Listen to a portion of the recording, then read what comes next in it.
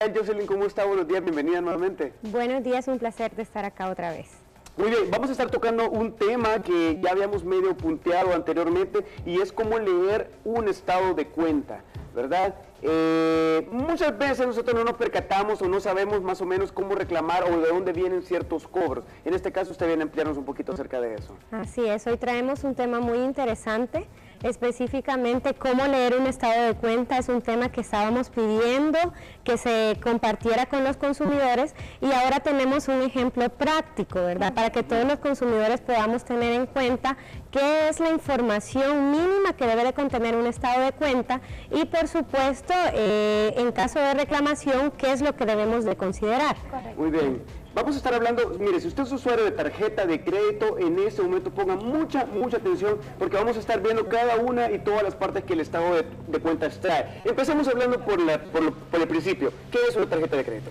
Bueno, lo primero, la tarjeta de crédito en varias ocasiones hemos comentado que precisamente tiene una función y eso es lo que define cuál es su funcionamiento. Una tarjeta de crédito es un medio que se otorga por una entidad financiera o un tarjetaviente para que pueda hacer uso de ella obteniendo retiros de efectivo a través de cajeros automáticos o realizando compras de bienes o servicios. Muy bien. Pero entonces eso es lo primero que hay que saber. Luego pues venimos con lo importante que es el estado de cuenta. El estado de cuentas.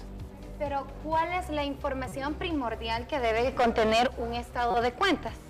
Bueno, lo primero, y aquí sí nos vamos a auxiliar un poco del estado de cuenta que traemos de ejemplo, es que en cada estado de cuenta, lo primero que hay que aclarar es que dependiendo de las entidades financieras que sean las que le hayan proveído de la tarjeta de crédito, sí, va a variar el formato. Correcto. No obstante, de acuerdo a la ley, hay requisitos mínimos que debe de contener cada estado de cuenta para informar al consumidor.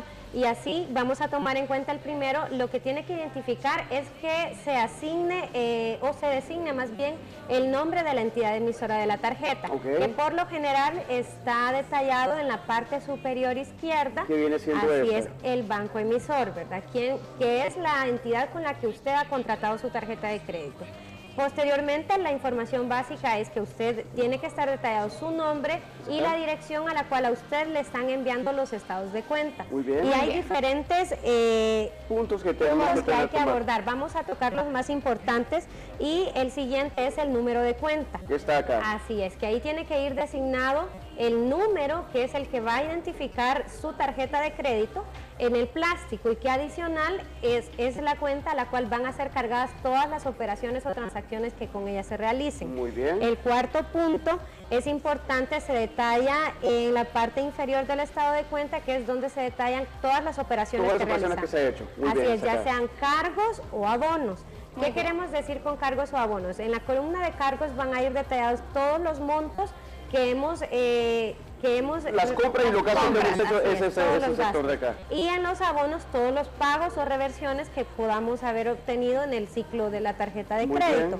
Además, continuamos y esta es la fecha más importante que hay que considerar por parte de los consumidores, es la fecha máxima de pago. Muy bien. Está la fecha máxima, está la fecha donde se fueron emitidos los cobros, ¿verdad? Así es, son las fechas que tienen en relación con la fecha de corte, que todas las transacciones deben de ir precisamente identificadas. ¿En qué fecha se realizaron? Normalmente a veces aparecen dos fechas, una es la fecha de transacción y otra la fecha de aplicación. Muy bien. La que nos importa es la fecha de transacción porque a partir de ese momento es que van a comenzar a aplicarse los intereses. Ok, ¿verdad? A veces hay una diferencia entre la fecha en la que uno hizo el pago y la fecha en que el banco, en que el establecimiento hizo el cobro. ¿Se tiene que reflejar esa diferencia acá en el estado de cuenta? Normalmente ahí se diferencia entre la fecha de transacción y aplicación. La transacción es la fecha en que efectivamente usted realizó la compra. Muy bien. Si el comercio envió o reportó esa transacción 2 o 3 días después, eso no importa. Sí puede informarlo, pero la fecha que debe respetarse es en la que se realizó la transacción, porque a partir de ahí le van a generar los intereses y es por eso que a veces observamos dos fechas. Muy bien. Bueno, si los consumidores tienen alguna duda desde el uso de las tarjetas de crédito o en cuanto de la interpretación de los estados de cuenta, como derecho al consumidor, la Defensoría tiene algún acceso de alguna asesoría, alguna consulta que los consumidores pueden abordar. Así es. Normalmente en todo lo que se relaciona con tarjetas de crédito, los consumidores pueden tener la posibilidad de acercarse a nosotros a través de nuestras distintas oficinas en San Salvador, en el Plan de la Laguna, Santa Ana y San Miguel, a efecto de que le brindemos asesoría sobre cómo leer su estado de cuenta, identificar si es que hay cobros indebidos y pues explicar también el proceso de reclamación.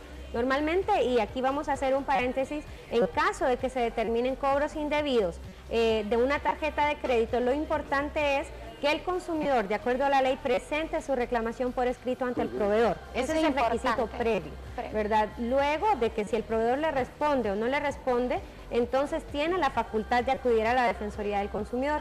Pero hay un dato muy importante y es que hay un plazo de prescripción, ¿verdad? ¿Esto qué significa? Que el consumidor, si digamos en el estado de cuenta del mes de mayo, yo identifico algún cobro indebido, tengo 90 días para poder efectuar la reclamación. Si yo no realizo la reclamación dentro de esos 90 días, pierdo mi oportunidad de reclamar. ¿Y se da este caso muy frecuentemente? Pues sí, y esto normalmente cuando los consumidores no están al pendiente de sus estados de cuenta, ¿verdad? Y por eso es importante tener siempre los comprobantes a la mano de las transacciones que realizamos y compararnos con los estados de cuenta para identificar esta transacción, si la hice, esta no, este pago fue aplicado en una fecha diferente o simplemente no se registró. Todo eso es importante. Yo tengo dos casos diferentes. El primero es, muchas veces exigen la factura original. ¿Es una exigencia que se debe tener o se puede utilizar fotocopias? Y la segunda pregunta es, ¿qué pasa en el caso en que llegó tarde el estado de cuentas y esto nos incurre en una mora? Bueno, lo primero es, el estado de cuenta hay una obligación por parte del proveedor de enviarla siempre al consumidor y de acuerdo a la ley tiene la obligación de hacerlo por lo menos 15 días previo al vencimiento. En el estado de cuenta se fija una fecha máxima de pago, ¿verdad? Y por ejemplo, si a usted se le vence cada 15 de mes, el proveedor está obligado a enviarle a usted su estado de cuenta por lo menos a fin de mes del corte anterior o al principio, pero 15 días antes de que se venza su pago es obligación que se lo emitan. ¿Qué pasa si no se lo entregan? Como usted me pregunta.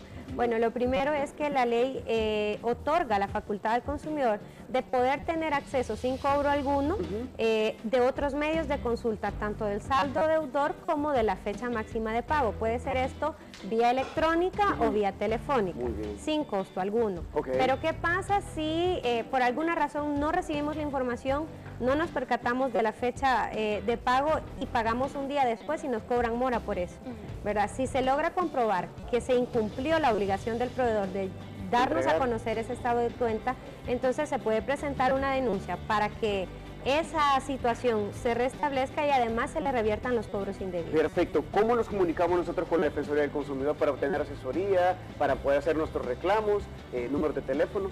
Bueno, pueden llamar a la Defensoría al teléfono amigo del consumidor al 910 y pues también ingresar al sitio web de la Defensoría www.defensoría.gov.sb para hacer todas sus consultas. Especialmente un punto que quiero abordar es que en el sitio web de la Defensoría se están compartiendo las defensorías móviles que vamos a tener en el transcurso de esta semana. Les comentaba antes que las defensorías móviles son la oficina acercada a los consumidores en distintos puntos del Salvador. Este día tenemos una defensoría móvil que se va a estar desarrollando en Cuscatancingo, en Santa Rosa, Huachipilín, Santa Ana, Mazahuat, Santa Ana y Santiago de María, Usulután. Vamos a continuar con las defensorías móviles el día de mañana en Ciudad Delgado, en Jujutla, Sonsonate, Guayamango, Sonsonate y Puerto El Triunfo. Finalizamos la jornada el día sábado. Perfecto. Muy bien.